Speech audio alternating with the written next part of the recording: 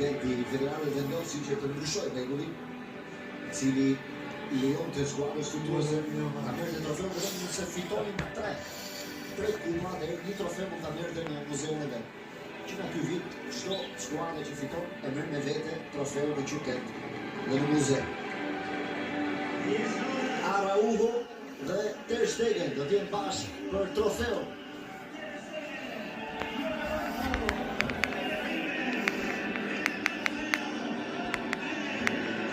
Largohet Araujo ndërkohë që duhet kthehet për të marrë trofeun.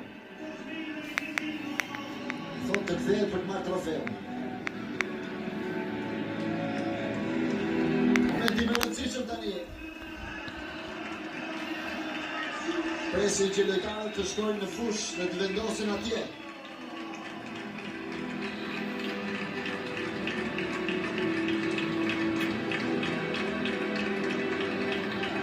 Një, 2, 3 dhe trofeu i Barcelonës lart në qendrën e Sevillës.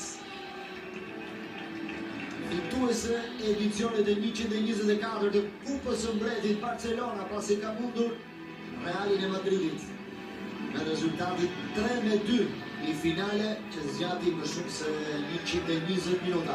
Largohet tani Reali i Madridit, qëndroi derisa Barça mori trofeun dhe tani i lëron vendin skuadrës fituese, i lëron fushën për të festuar ata, teksa tjetër lojtarët e bërë gati në qendër.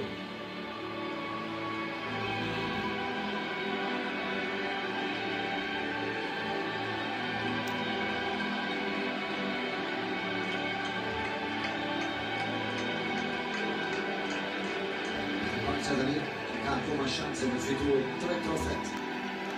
Shohim nëse do të arrijë në përfundim të këtij edicioni. Presin gjithë lojtarët e tjerë.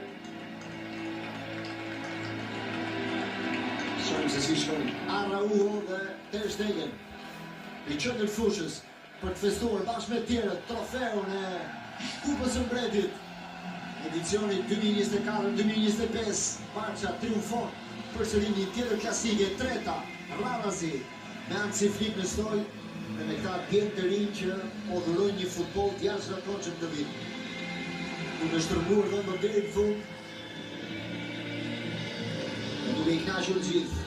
E të merituar gjithçka çfarë kanë arritur deri tani. Fituan Superkupën, fitojnë Kupën e Mbretit, presin tani në lartë dhe trofeun dhe kampionatin, por do të shohim se çfarë bëjnë në Europë, ndeshjen e mbetura. Me këto pamje të festës së Barçës, një ndeshje që filloi dje dhe mbaron